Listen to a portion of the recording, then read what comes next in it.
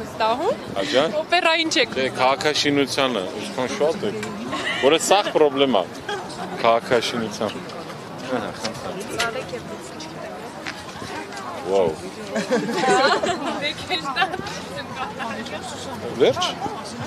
Շատ շնորհակալություն, ընդհանուր ֆազանին փոխանցեք։ Բայց եք դիգին հաջան։ Եվ ասացիք քաղաքաշինությանը, հա, չեք վստահում ինչ այստեղ տեղի։ Իմ օրակարգ ավելի քաղաքաշինական է այս պահին, բայց իրականում Բայց քանի որ սա ավելի քաղաքական օրակարգ է, դուք ինչու չեք վստահում իշխանություններին։ Ծալենք մեր մատերը ոլորտներով կուզեք։ Իրականում սա կատակ է, բայց եթե լուրջ վերաբերվենք, գիտեք, ես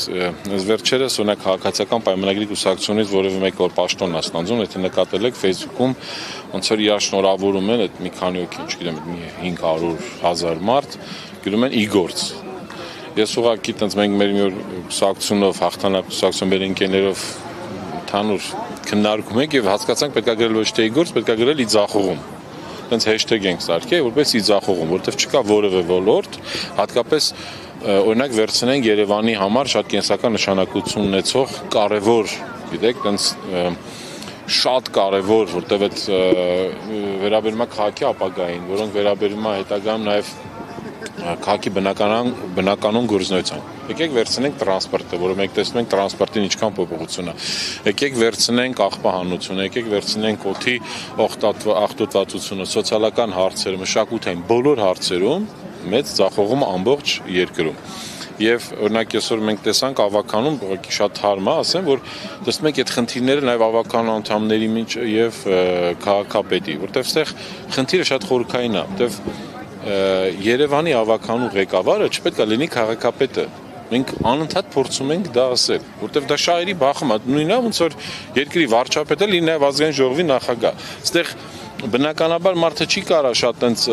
ասենք եթե ավականու անդամը կարևոր չի որ կուսակցությունից, որ ֆրակցիայից, փորձում է ինչ-որ մի բան ասել, որպես քաղաքապետարանի աշխատակիցը, որտեղ ինչ-որ թերացել է, զլացել է, եւ չգիտեմ, անփութություն արել եւ այլն կամ կոռուպցիոն։ Քաղաքապետը փոխանակ դա որը կշտամբի կամ ասենք ասի հետևողական կլինեն կամ ինչ-որ ծառայական քննություն կլինի կամ ներողություն։ Միանգամից փորձում է քաղաքապետարանի աշխատակիցներին պաշտպանել։ Սա շատ մեծ, սա ընդհանրապես օրինակներից այդ խնդիրների բուրգից մեկն է։ Բայց որ ասեմ չեմ վստահում, տվյալ դեպքում չենք վստահում, որովհետև մենք հիմա նույնը չենք վստահում քաղաքային իշխանություններին, որ ուզում են ինչ-որ կասկածերի գործարք անեն, կասկադի վերևը, ասենք թամանյանական կարևոր նախագծի, որ ասենք Ջիմ Թորոսյանի, Սարգիս Գուրզադյանի եւ Ասլան Մխիթարյանի հետաքրքիր Երևանի համար ամենակարևոր ճարտարապետական այդ կոթողի մասը, որը կասկադը միացնում է 50-ամյակի հետ այդ եւս մյուս մեր հայրիս համար շատ կարևոր ճարտարապետական եւ այդ անսամբլին, որոշել են ինչ-որ մեկին անհասկանալ, ինչ-որ գիշերային մի հատ կասկածերի գործարք են արել առանց ավականու որոշման, առանց քննարկելու մասնագիտական հանձնաժողովներով Երևանի ճարտարապետների հետ, առանց քննարկելու, չգիտեմ, հեղինակների կամ համահեղինակների ժառանգ եւ այլն նման խնդիրներից եւ սա օրինակները գնալով շատ ավելի շատանում են։ Եվ սենց գալիս է չեմ վստահումը, որտեղ սենց փոքր մենք տեսնում ենք մի հատ ընդհանուր ունեն մենք մի հատ մեծ նկարագիր, որը տեսնում եք սարսափելի է Երևանի համար եւ Հայաստանի համար։ Ի պատասխան օրինակ ձեր նշածների, ասում եք դուք կյանքում եք նման բաներ տեսել, 30 տարի դուք ինչ եք տեսել ու ասեց այս ժողովուրդը փափախով քուրդ չի, ամեն ինչ տեսնում է։ Ես ոչ թե քննարկեմ տվյալ ձեր անձի ասածը, այլ ես կասեմ այդ որ 30 տարին ասում է, իրականում շատ տգեղ խոսույթ է, որտեղ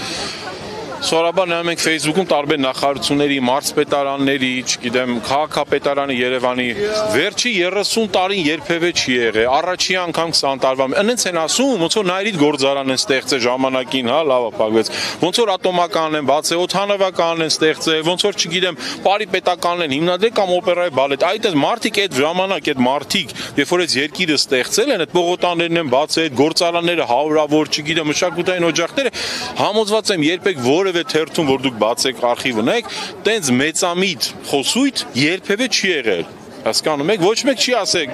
36, ասենք նույն այդ բուսաբանական այգին որ հիմնել են, ոչ մեկ չի կանգնել թերթերում, ասա առաջի անգամ հայ ժողովրդի համար մարդիկ իրաց գլուխը կա խանում են։ Եվ նայում ես մի հատ հասարակ մարզպետա, քաղաքապետա միտեղ, չգիտեմ, համայնքապետա իր Facebook-ում էջում անգր այսօր աշխատանքային այցով գնացի, ես ինչ գյուղ, ոնց է ձեռ առնեն մարդուն։ Մարզպետը իր գործով գնացել է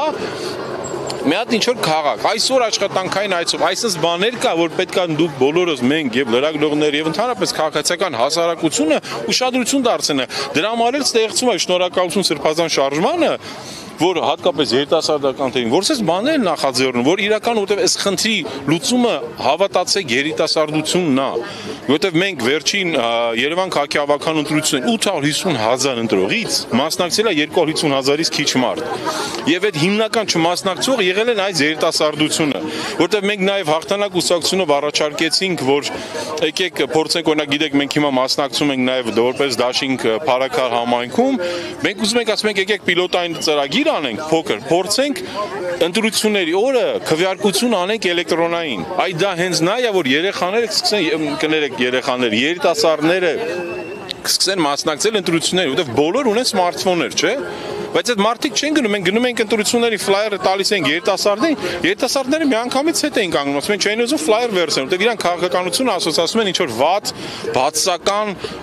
կամ կներ նաև ասեմ կեղտոտ խաղերի հետ։ Այ պետք է երիտասարդների մեջ դա հանել իհարկե։ Քանի որ իրենք վերջին 30 տարիներն են անընդհատ թմբկահարում, վերջին քանի որ դուք նաև եղել եք քաղաքային իշխանության մաս, հա, դուք կենտրոնի թաղապետի պաշտոնն եք զբաղեցրել, ձեր կառավարման տարիներին կոռուպցիան ինչքանով էր այսպես ասած ահագնանում, հա, որովհետև վերջին շրջանում ամիս չկա, որ քաղաքապետարանում, թաղապետարաններում ձերբակալություններ չլինի կաշառքի գործով։ Դե իհարկե սարսափելի բան է, ես ասեմ, օրինակ նախ այդ մեկ տարի, որ ես աշխատել եմ կենտրոն վարչական շրջանում, երբևէ նման սկանդալ որևէ պատմություն չի եղել, բայց դրա հետ մեկտեղ անգամ մի հատ անօրինական կոֆե ապարատ չի դրվել, կարելի ասել Երևան քաղաքում, հատկապես կենտրոնում, գիտեք, կենտրոնի այդ առումով միշտ ամենատուժվածն է, որովհետև կենտրոնն է, туриզմը եւ այլն շարժը շատ է։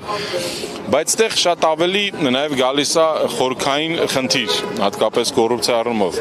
Դա նախ նա է, որ էլի ոնց ասում եմ, ոնց որ ավականի եւ հարցը լուծվաշի Երևան քաղաքի մասին օրենքը, որ չպետք է քաղաքապետը լինի, հա, նույն ձև Երևանի շատ ճիշտ տեղաբաշխվածի թաղապետերի եւ վարչության պետերի գործառույթները, որտեղ դրա համար այսօրվա այս մի քանի վարչության պետեր նախիներ կա, որ հիմա այդ գործով անցնում են, ես իրականում շատ մեծ ցավ եմ ապրում, որտեղ նույն այդ այսօրվա կալանավորված անձանցից մեկը, որը ժամանակին ոստիկան էր, ինձ հետ հավասար եւ մեր շատ գործընկերներ, մենք հիշում ենք, այս օպերայի կաֆեները ապամոնտաժեցինք։ Եզակի մարդկանցից էր Գուրզադյանը, որ մեր հետ որ այս օպերայի կաֆեներում իրոք այդ մարդիկ շատ բան են, այլ մնացած բոլոր մասնակիցները շանաչում եմ, այդ 4 այս վերջինն եմ ասում, ամեն մեկը ինչ որ մի լավ բան արել է Երևան քաղաքի համար, բայց ես իմ համար ծիծաղալ է, որ լսում ինչ որ 100,000 դրամների համար այդ մարդիկ ընկել են այդ պատմության մեջ, դրա դեպքում պետք է իհարկե եթե այդպես բան ապացուցվի, շատ վատ է, շատ ամոթ է մեզ բոլորից, բայց այդ մարդիկ էլ քաղաքի համար բան են արել, բայց եկեք հասկանանք խնդիրը ո՞րն է, մենք լսում ենք միտեղից մարդիկ ասում են, կարդում ենք լուրերով միլիոններ են վերցնում շինթույլտվությունների կամ այդ ավարտական ակտերի համար, իսկ այդ տղեկը, որ այդքան առավոտից իրգուն արել են, հա, գնացել են ինչ-որ 100,000 դրամի համար ընկել են պատմությունների մեջ, իհարկե վատ է, իհարկե պետք է արմատախիլ անել, չի կարելի ընդհանրապես արդարացնել որևէ բան, բայց ես բերում եմ ընդհանրապես մի օրինակ, որ Երևանը եւ նման հատկապես Երևանը մայրաքաղաքն է, սխալ է կառավարվում։ Այս ամենակարևոր հարցը, մենք պետք է խորքային ենք, որ ինչի մասնակցային կառավարումը ընդհանրապես Երևանում չկա, այսինքն դու որոշում ես, որ մի քաղաք ընդհանրապես որ անցել է տես ցածր մասնակցություն ունեցել եւ ստացել են իրական բնակիչների 10%-ը դեռ չեն ստացել քվեն եւ այդ 10% 9% ստացած քվեով քաղաքական ուժը որոշում է, որ գույք հարկը պետքա բարձրացնել, այն դեպքում մարդիկ տանը նստած առանց հարցնելու, առանց ինչ որ որևէ բան, նույն ասենք, էլ չեմ ասում մնացած անտրամաբանական բաները, որ աղբանությունը եւ այլն քառակուսի մետրով են աշում, տրանսպորտը ընդհանրապես մենք փորձում ենք, քանի տարի ասում ենք, Երևանում հասարակական տրանսպորտը պետք է լինի անվճար։ Ես ամենայն պատասխանատվությամբ ասում, խնդրում եմ պատրաստեմ եւ քաղաքացիական պայմանագրի ուսումնասիրությունից կլինեն մասնագետներ, գնանք դեպատի, խնդրում եմ կազմակերպեք, բացատրեմ որտեղ է հնարավոր այդ փողերը։ Երևանը ունի քնած փողեր, որ երբևէ որևէ մեկին ընդհանրապես չի հետաքրքրում։ Մենակ անպայման ուզում են գույք հարկը բարձրացնել, չեմ ասում այդ անգրագետ է վիրավորական այդ բառապաշարը, որ կենտրոնի բնակիչը ծախի գնա, հասկանում եք ինքան դեբիլություն է կներեք բառիս համար եւ ներողություն կոպիտ է հնչում բառը եւ որպես դիագնոզ, բայց պատկերացնում եք Երևան քաղաքի կենտրոնում որևէ մարդիկ, ասենք որևէ ընտանիք, որը ստացել է ժառանգել է բնակարանը, ասենք իրանց ծնողներից, որը գտնվում է Բաղրամյանի հարակից որևէ փողոցում, Անտառայինում կլինի, չգիտեմ, Կիլիկիայում կարալնի, Այգեստանի կողմերը, որը ունի, ասենք, մինչև 500-ից 1000 մետր հող։ Այդ մարդիկ հիմա տալու են տարին 1 միլիոն դրամ, տարին 1 միլիոն դրամ, այդ մարդիկ ապրում են թոշակով։ Այդ մարդիկ ապրեն թոշակով, տարին պետքա տան գույքար։ Այն դեպքում, երբ որ նոր մարաշուն տներ կան, որ արժեն $5 միլիոն, վճարելու են 152,000 դրամ։ Հասկանում եք, այդ մարդկանց տունը այդքան շարժի, ոնց չի կարա քաղաքապետարանը ագրեսիվ ձևով առանց մասնակցային կառավարման անել նման եւ այն դեպքում որ այդ քաղաքական ուժ ունի ընդհանրապես 9%, այն այդ 9%-ն է սաղս տեսանք, այդ որ մանկապարտեզներով են հավաքվում, ինչ լեգիտիմություն ունեն։ Ձեր ուժը նաև մասնակցում է փառաքարում ընտրություններին հաղթանակ դաշինքը, նախ ինչպես կգնահատեք ձեր թեկնածուի շանսերը եւ ընդհանրապես մթնոլորտը ինչպես Ես ասում շատ բարձր, դու գիտեք, որ Վալուզա Գրիգորյանը դեռ երկար ժամանակ տարբեր ընտրություններին մոտ համարը 50% միշտ հավաքել է, ուղղակի ինչ որ տարբեր խարդավանքների եւ այդ ոնց որ եղավ Վանաձորում, ոնց որ եղավ Ալավերդիում, ոնց որ եղավ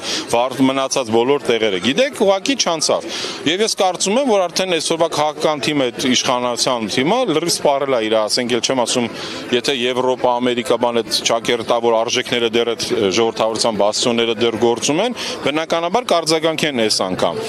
Որ Վալուզան ինքը սիրված եւ շատ ճանաչված մարդ է այդ բոլոր խոշորացված համայնքներում, բոլոր գյուղերում եւ մենք երկու օրից մենք էլ ենք արդեն միանալու, նաեւ մենք պատրաստ ենք նաեւ որոշակի առաջարկություններ անել թե տարածքային զարգացման առումով սկսած հասարակական տարածքներից, թե ընդհանուր վերաիմաստավորող տարբեր բաներ, այսինքն բոլոր գյուղերը պետք է ունենան իրենց հասարակական տարածքները, իրենց նորացված մշակութային օջախները, ռեալ եւ ամենակարևորը իրանք փառաքար մեզ հետաքրքրանչով, որովհետեւ Գիտեք, քանի որ ես որպես նաև քաղաքային պլանավոր պատասխան եմ, եթե ասված մի արասե, բայց եթե այդ օրը գայց մենք տեսնում ենք ինչքան լարված աշխարհը, Երևանը մի օր Հայաստանը մտնի պատերազմի մեջ, Երևանը մենք կարողանալ ենք նաև առաջնային պաշտպանել մոտակա, ասենք ոնց որ մոտակա քաղաքներով, գյուղերով ես չեմ պատրաստում որևէ մեկին պատերազմին, բայց մենք պետքա պատրաստենք։ Ես շատ ուրախ կլինեմ, որ Վալուզա Գրիգորյանի նման թասիբով եւ սրտացավ եւ համայնքի համար սրտացավ մարդը ղեկավարի փառաքար խոշորացված համայնք Եվ մեծ հույսեր ունենք եւ նաեւ ես հաջողություն եմ ցանկանում բոլոր մեր ընդդիմադիր տեխնացուներին Գյումրիում, որտեվ Գյումրին եւ փառաքար ընտրությունները շատ բեկումնային են լինելու, կարծում եմ Հայաստանի համար եւ Հայաստանի ապագայի մոտ ապագայի համար։